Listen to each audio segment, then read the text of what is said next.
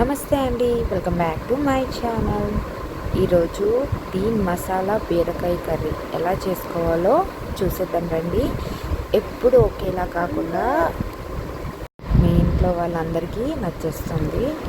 ఇప్పుడు 2 బీరకాయలని ఇలా నీట్గా వాష్ చేసుకొని ఇలా ముక్కలుగా కట్ చేసుకొని మీద మొత్తం పీల్ చేసేయాలి. ఇప్పుడు నేను కోస్తున్న విధంగా ఇలా చిన్న చిన్న ముక్కలుగా కట్ చేసుకొని మిడిల్లో కట్ చేసుకోవాలి. దాంట్లోనే మసాలా పెట్టాలండి, అందుకే అలా నిలువుగా కట్ చేసుకుంటున్నాను. ఇప్పుడు ఒక మిక్సీ జార్ తీసుకున్నాం. దాంట్లో కావాల్సినవి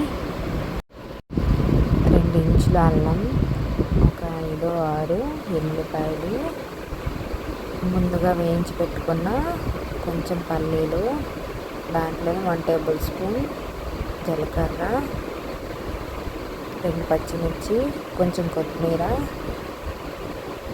కొంచెం కొబ్బరి పొడి, 1 table spoon salt, 1 table spoon పసుపు వేసుకొని కొంచెం వాటర్ వేసుకొని ఇలా నేను చూపిస్తున్నాను కదా ఆ విధంగా మెత్తటి పేస్ట్లో చేసుకోవాలి. ఇప్పుడు ముందుగా కోసి పెట్టుకున్న బీరకాయలు ఉన్నాయి కదండి, వాటి మిడిల్లోకి ఇలా నేను చూపిస్తున్న విధంగా అలా పెట్టుకోవాలి.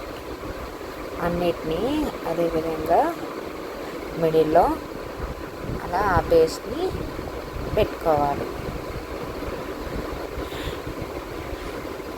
చూడండి, అన్ని విధంగా నేను పెట్టుకున్నాను.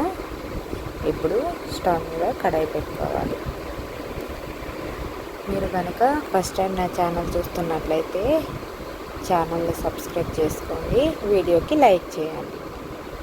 ఇప్పుడు దాంట్లోనే ఒక 3 టేబుల్ స్పూన్స్ ఆయిల్ వేసుకొని ఆయిల్ హీట్ అయ్యాక మనం ముందుగా చేసి పెట్టుకున్న మిగతా పేస్ట్ని ఇలా వేసుకొని వేయించుకోవాలి.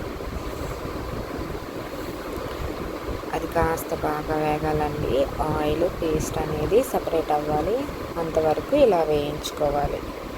చూడండి, దగ్గరికి అయింది కదా. ఇప్పుడు బీరకాయలు అనేవి వేసేసుకోవాలి.